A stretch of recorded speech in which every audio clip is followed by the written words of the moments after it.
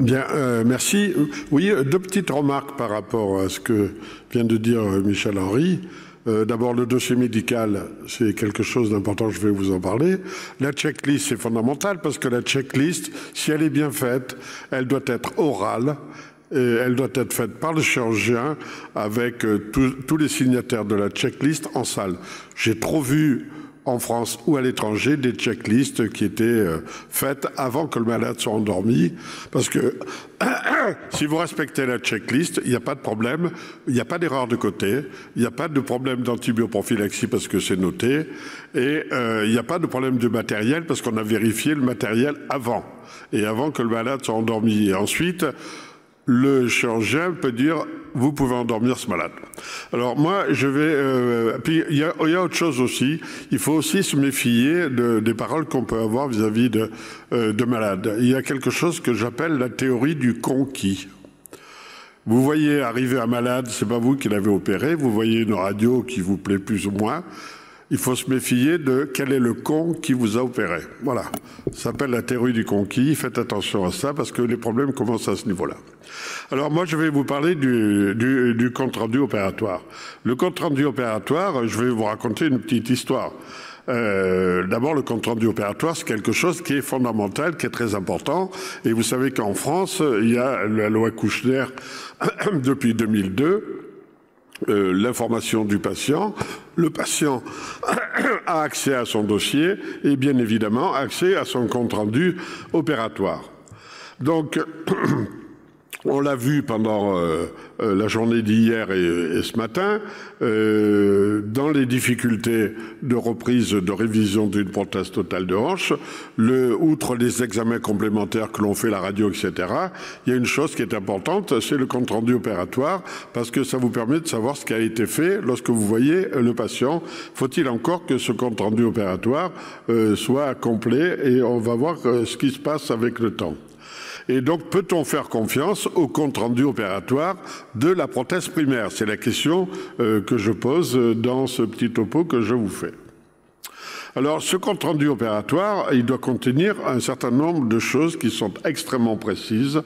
Il faut que ça soit fiable, la voie d'abord, bien sûr, les difficultés opératoires, la nature du matériel implanté, le fabricant, etc. Enfin, je ne vais pas vous détailler tout le compte-rendu opératoire, mais il y a des choses qui doivent figurer de façon permanente dans le compte-rendu opératoire. Et lorsqu'on a créé Orthorisc en 2007, parce que ça fait quand même maintenant plus de 15 ans qu'on a créé Orthorisc avec la Sofcote donc a accepté que Orthorisc se développe. Le premier travail que l'on ait fait à ce moment-là, c'était un travail sur le compte-rendu opératoire. Alors, pour ce petit topo que je vous fais, j'ai comparé deux études.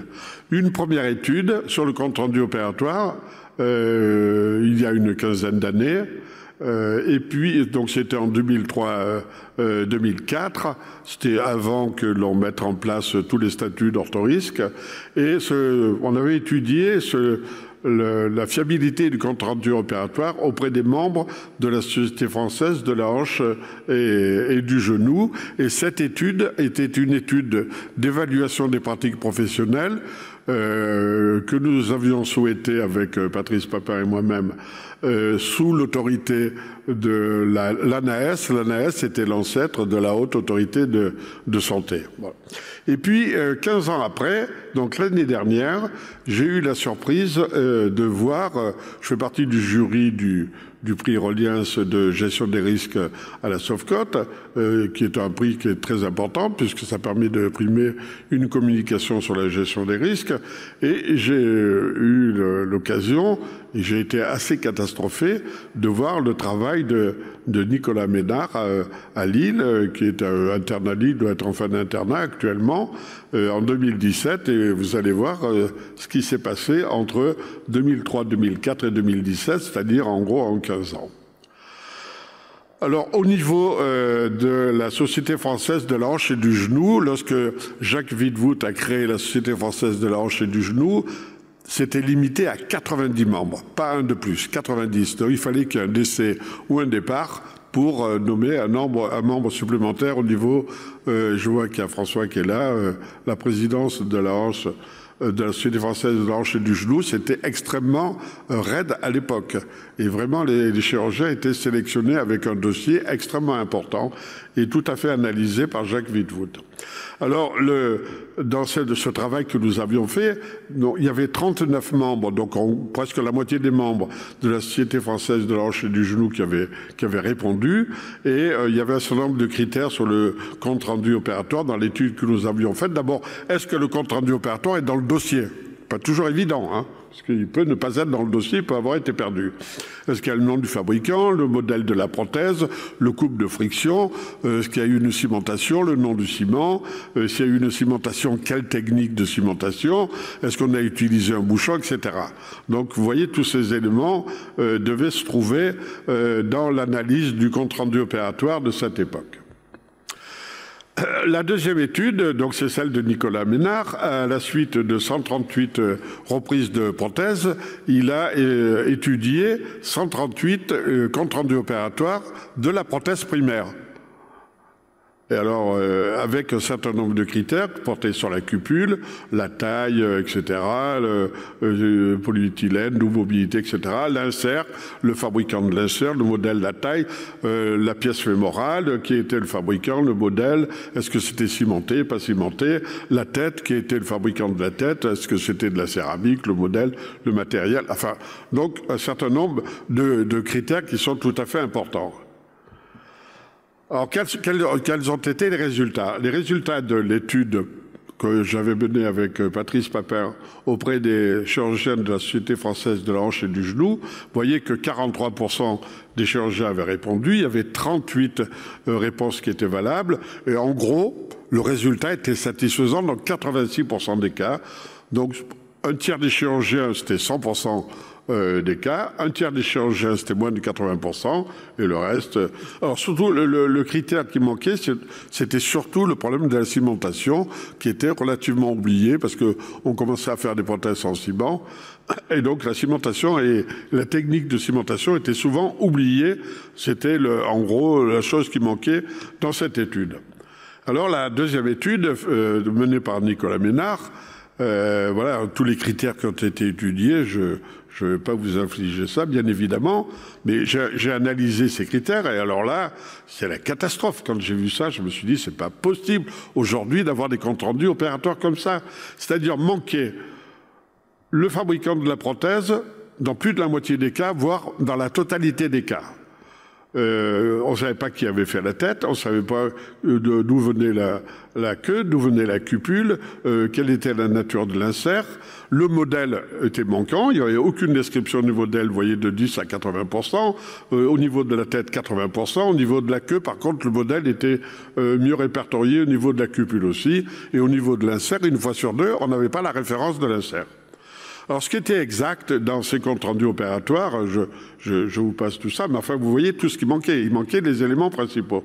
Ce qui était exact, c'était le problème de la taille. En général, la taille était bien précisée. Vous voyez, 85 à 100% des cas, à peu de choses près, la taille était bien précisée au niveau de la tête, au niveau de la queue, au niveau de la cupule, au niveau de l'insert.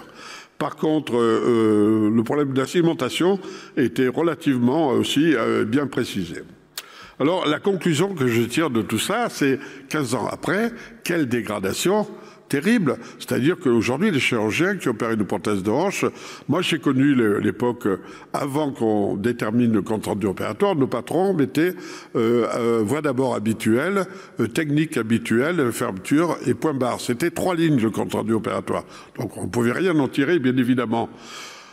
Il y a une quinzaine d'années, tout au moins au niveau des chirurgiens de la hanche et du genou, on avait fait un compte rendu opératoire type qui devait mentionner toutes les informations possibles si on devait faire une reprise.